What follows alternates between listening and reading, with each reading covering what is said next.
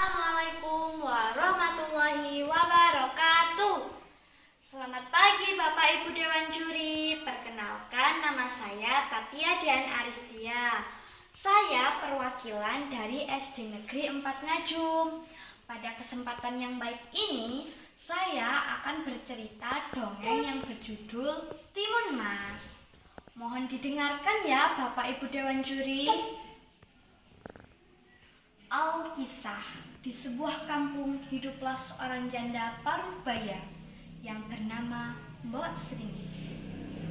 Dia hidup seorang diri karena ditinggal meninggal oleh suaminya dan belum mempunyai anak. Mbok Srini menunggu keajaiban agar bisa mendapatkan seorang anak. Siang dan malam, Mbok Srini selalu berdoa kepada Tuhan Yang Maha Esa agar segera diberi anak. Pada suatu malam, harapan tersebut datang melalui mimpinya.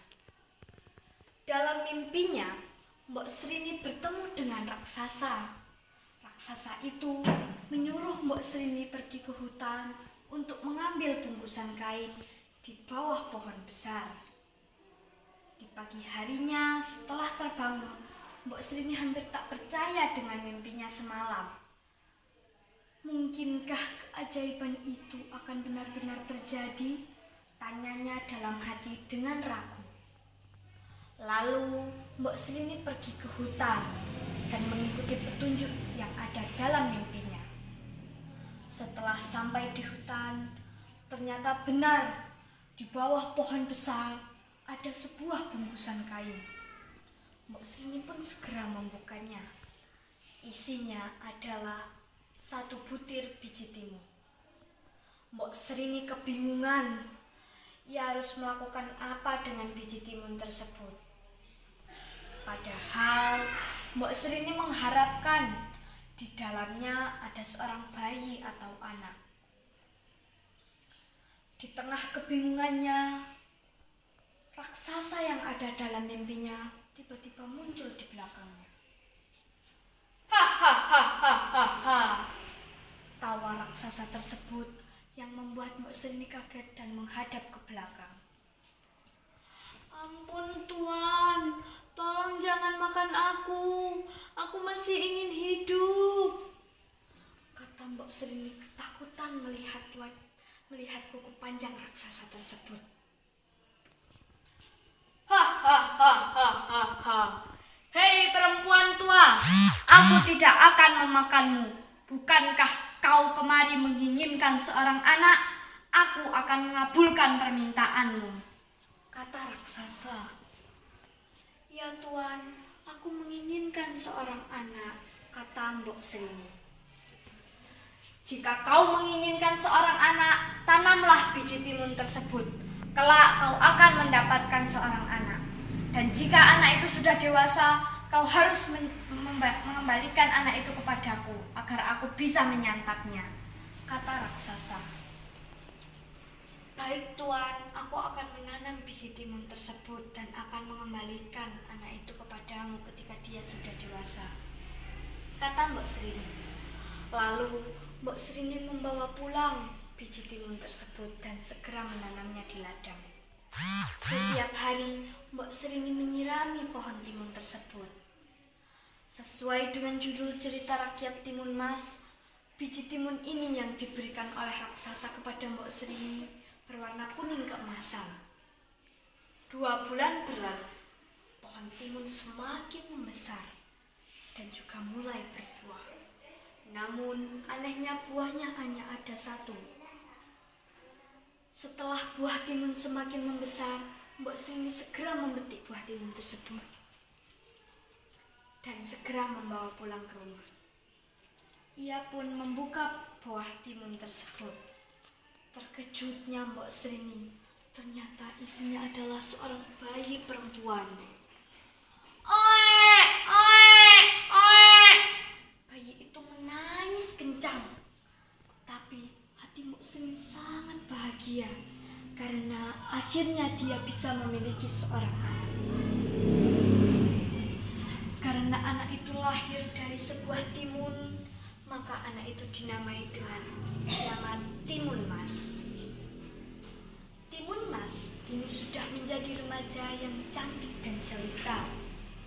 Kulitnya kuning langsat dan tubuhnya tinggi semampai. Tak lupa rambutnya hitam berkilau.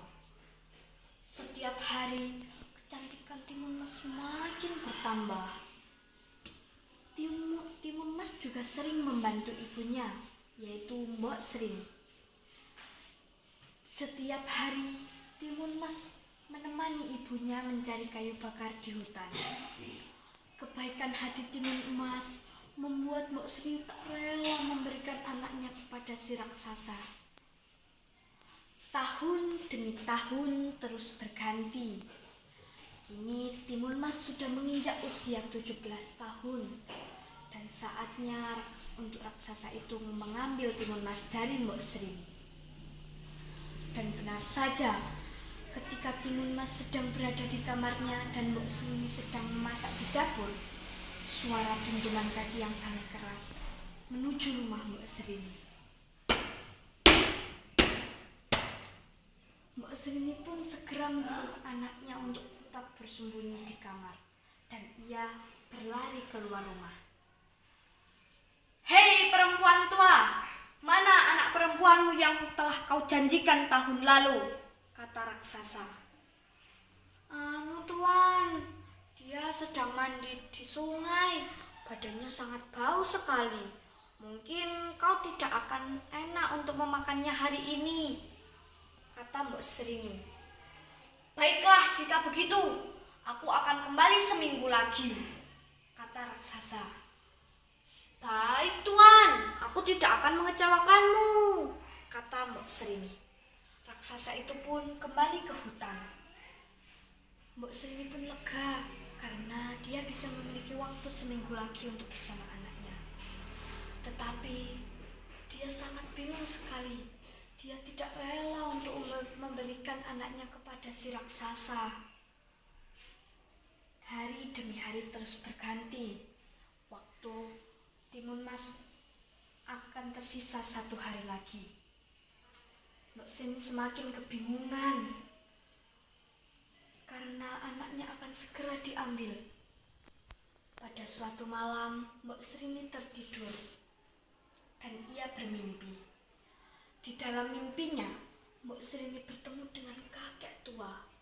Kakek tua itu menyuruh Mbok Sri untuk membekali anaknya dengan 4 buah benda, yaitu biji timun, jarum, garang, dan sepotong terasi.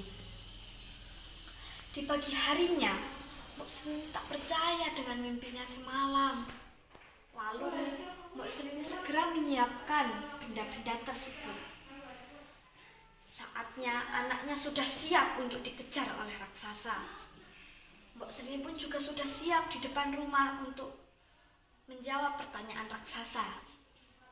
Suara dentuman kaki yang sangat keras menuju rumah Mbok Sri lagi. "Hei perempuan tua, mana anak perempuanmu? Aku sudah tidak sabar untuk memakannya. Jika anak perempuanmu tidak kau berikan, maka akan kuhancurkan rumah beserta dirimu," kata raksasa. "Dia sudah pergi ke hutan, tuan. Segera kejarlah sebelum dia pergi menghilang," kata Mbok Sri berbohong. "Baiklah jika begitu, aku akan kembali ke hutan," kata raksasa.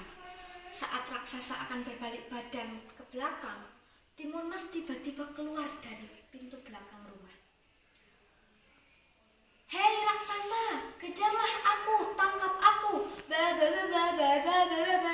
ejek Timun Mas kepada si raksasa. "Hei, itu anak perempuanmu!" Raksasa segera mengejar Timun Mas. Timun Mas berlari sangat kencang.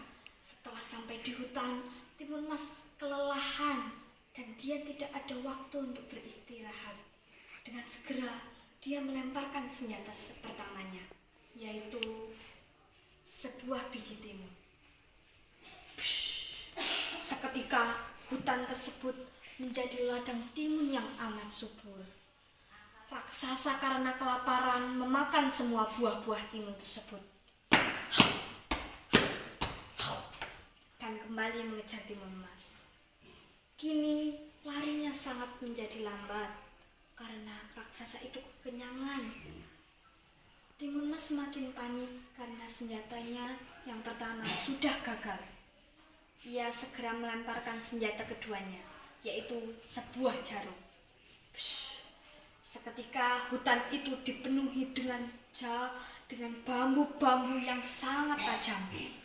Raksasa itu menginjak bambu tersebut dan kakinya berdarah-darah. Tetapi raksasa tetap mengejar Timun Mas dengan kaki yang berdarah. Timun Mas panik karena senjata keduanya sudah gagal. Dengan segera Timun melemparkan senjata ketiganya, yaitu sebuah garam. Seketika hutan tersebut menjadi lautan yang sangat luas dan dalam. Tetapi raksasa bisa melewatinya. Timun Mas semakin panik karena senjata ketiganya sudah gagal lagi. Kini senjatanya hanya tersisa satu. Dengan segera ia melemparkan senjata terakhirnya. Jika senjata ini tidak membuat raksasa meninggal, maka Timun habis riwayatnya. Seketika hutan tersebut menjadi lumpur hisap. Raksasa menginjak lumpur hisap tersebut. Tolong Timun, kata raksasa. Tetapi Timun Mas mengabaikan raksasa dan segera berlari pulang ke rumah. Akhirnya raksasa itu pun tewas berada dalam lumpur hisap tersebut. Timun Mas kembali ke rumah dengan senang sekali. "Ibu!" teriak Timun Mas. Mbok Srini yang melihat anaknya masih utuh tanpa lecet sedikit pun, ia sangat senang sekali dan lari untuk memeluk anaknya. "Anakku," kata Mbok Srini. "Anakku." Mereka berdua pun berpelukan dan hidup bahagia. Timun Mas kini bertemu pangeran dari negeri seberang. Pesan moral yang dapat diambil dari cerita ini adalah jangan pernah menyerah. Hal ini dibuktikan ketika Timun Mas berlari hingga raksasa menyerah kepada Timun Mas. Demikian yang bisa saya sampaikan. Apabila ada kurang lebihnya, saya mohon maaf sebesar-besarnya. Wassalamualaikum warahmatullahi wabarakatuh.